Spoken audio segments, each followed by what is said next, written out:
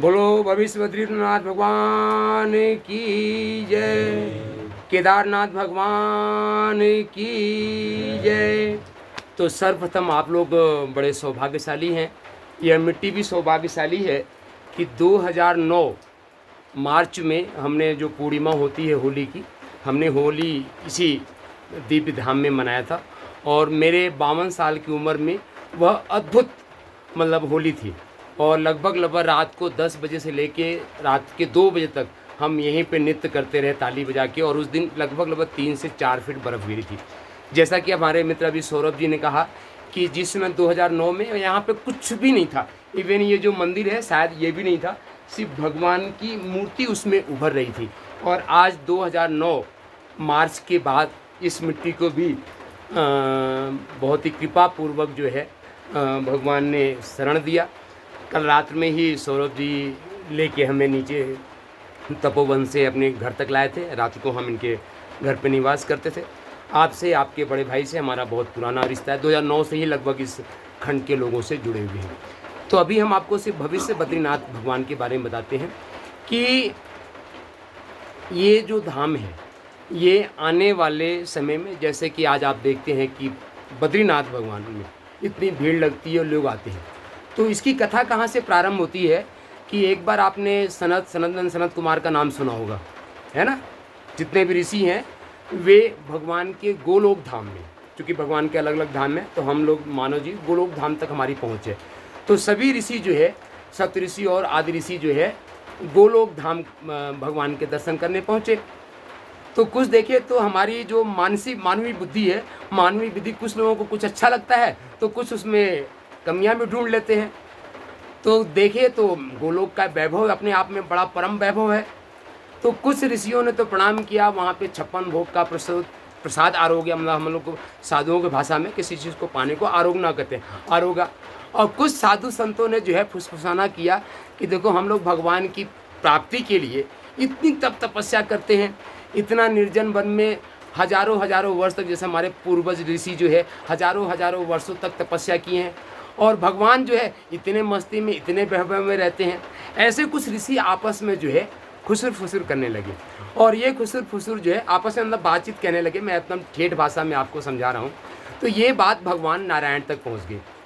भगवान नारायण भी चिंतन करने लगे, क्योंकि यदि किसी राजा के व्यक्ति बारे में, यदि उसकी प्रजा कुछ चिंतन मंथन कर रही है, तो यदि जागृत राजा है, सजग राजा है, तो उस पर भी चिंतन मंथन करता है और उसका समाधान भी खोजता है।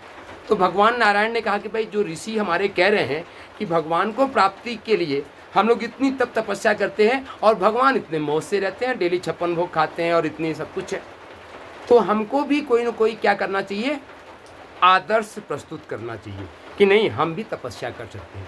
तो उसी ऋषियों के शंका के समाधान करने के लिए भगवान ने कहा नहीं, हम भी अपना जो है एक ऐसा अवतार धारण करेंगे, एक ऐसा विग्रह धारण करेंगे जिसको लोग कहें कि तप मूर्ति है। तो भगवान जो है गोलोक से नीचे उतरे, इस पृथ्वी लोक पे आए। ये पूरा जो हिमालय का ये पूरा क्षेत्र है ये केदार खंड कहलाता है। पूरा क्षेत्र जिसमें केदारनाथ का मंदिर है, गंगोत्री से लेके पूरा आप स्कंद पुराण का है। मुझे तो श्लोक भी याद है, श्लोकों का पूरा संख्या भी याद है, पर मैं उतना सूक्ष्म में नहीं जा रहा। तो केदार खंड कहते हैं। तो भगवान आए और इस केदार खंड में जहाँ पे अभी बद्रीनाथ भगवान का मंदिर है, वहीं से आप लेफ्ट में देखोगे, सामने भगवान मंदिर है और आप लेफ्ट हैंड में देखोगे तो यहाँ पे एक लीला ढोंगी एक अभी भी स्थान है। वहाँ पे भगवान शिशु का रूप बना लिए, जैसे बालक का छोटा सा नवजात बालक होता है, और वहाँ पे उठ के जो है वे रोदन करने लगे। उसी समय माँ पार्वती के साथ भगवान शिव इस केदार खंड में विचरण कर रहे थे। तो माताओं के मन में जो है एक शिशु के प्रति स्वाभाविक वात्सल्य होता है। तो जैसे ही माँ पार्वती ने भगवान जो है विष्णु को रोदन करते हुए वहाँ देखा, तो माँ के मन में करुणा फूट पड़ी और उनको जो है अपनी गोद में उठा लिए। अब गोद में उठा लिए तो अब उनको रोने लगे। तो वे जो मंदिर है भगवान का, कहते हैं कि भगवान का पहले वे जब इधर इस क्षेत्र में आते थे माँ पार्वती के साथ, तो वो उनका विश्राम स्थल था। तो वहाँ हो गए। फिर माता पार्वती ने कहा कि भाई अब इनको कुछ दुग्ध पान कराया जाए, बालक हैं, भूखे होंगे इसलिए रो रहे हैं। तो जो है भगवान शंकर के मन में कुछ शंका है कि इस निर्जन वन में ये छोटा बालक आया तो कैसे आया। तो भगवान शिव तो त्रिकालदर्शी है। जब उन्होंने ध्यान लगाया और ध्यान लगने के बाद भगवान की पूरा लीला जो है, पूरी लीला उनके सामने स्थित हो गई।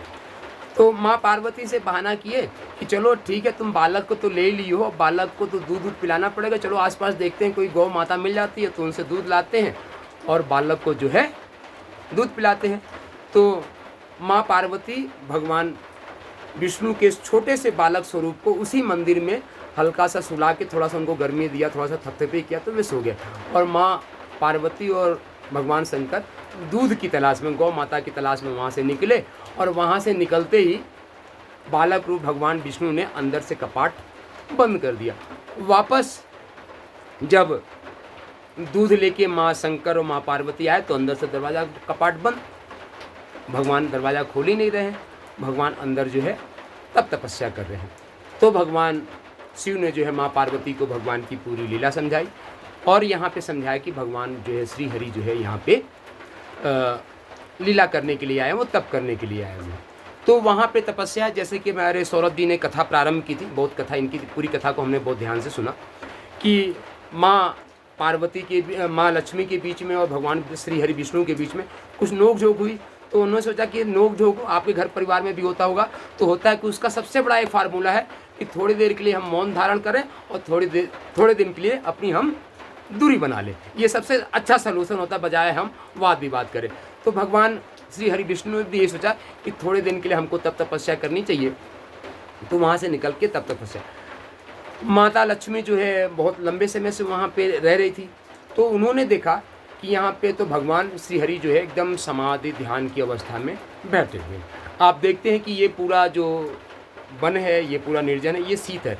आज अभी देखिए अगस्त जुलाई का महीना है, नीचे कितनी गर्मी है, 40-45 डिग्री सेल्सियस है और यहाँ पे आप एकदम नॉर्मल टेम्परेचर में स्वेटर पहन के बैठे हुए। तो अब चूँकि माँ लक्ष्मी जो है भगवान विष्णु के बिना तो रह नहीं सकती, तो उन्होंने कहा कि ऐसा हम क्या करें कि भगवान के साथ हम भी तपस्यारत करें। भगवान श्री हरि विष्णु तपस्या कर रहे हैं, तो एक अर्धांगिनी होने के नाते, उनकी धर्मपत्नी होने के नाते, उनका एक अंश होने के नाते मेरा भी यही कर्तव्य बनता है कि मैं उनकी तपस्या में सहभागिनी बनी, मैं उनका सहभागी मतलब हूँ। तो क्या हुआ कि भगवान श्री हरि के लिए, विष्णु के लिए उन्होंने पीछे से बद्री मतलब यहाँ पे आप देखे होंगे अभी भी कहीं मिल जाता है झाड़ियों में, छोटा छोटा एक बेर होता है जो जिसको बद्री कहते हैं यहाँ की भाषा में, बेर मतलब छोटा सा, उस झाड़ी के रूप में माँ लक्ष्मी जो वहाँ पे प्रकट हुई और भगवान की टोटल मूर्ति को क्या है उन्होंने आच्छादित कर लिया। तो इसलिए जो है उसी बद्री के कारण जो है ये जो हमारा पूरा बद्री धाम का मंदिर है बद्री नारायण कहलाता है। हम 5-7 मिनट में अपनी बात को पूरी करेंगे। तो बद्री नारायण का वे धाम है। अभी क्या है कि हमारा कलयुग का ये प्रथम चरण चल रहा है।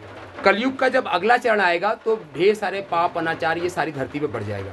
तो क्या है कि अभी वे जो पर्वत है नर नारायण है, तो आगे वे जैसे कि हमने बताया कि वे कुछ ऐसा कलिकाल का प्रवाह होगा कि वे नर नारायण क्या हो जाएगा, आपस में एक दूसरे से मिल के समाहित हो जाए, पूर्ण हो जाएंगे। उस समय जो है ये मंदिर जो है यहाँ पे भगवान का अपना, हमने कहा कि 2009 से लेके अभी तक हमने एक चमत्कारिक परिवर्तन इस श्री विग्रह में देखा है और आने वाले समय में तो आप इसका और अच्छा स्वरूप देखेंगे। तो भगवान बद्रीनाथ की यहाँ पे पूजा हो जाएगी। आप सबकी मंगल कामना के साथ, आप सबके जीवन की मंगल प्रार्थना के साथ, आप सबके जीवन में शुभ हो। सभी साथ बोलेंगे बोलो भविष्य बद्री भगवान की जय। जय जय श्री राधे श्याम। कभी आप यदि वृंदावन बरसाना आते हैं, दोनों जगह इस दास का वहाँ पे आश्रम है, आप वहाँ पे आराम से रह सकते हैं, आनंद ले सकते हैं। और इस वीडियो को पूरा सुनना चाहें तो हमारा एक नया शब्द है ओम गवा, OMGVA।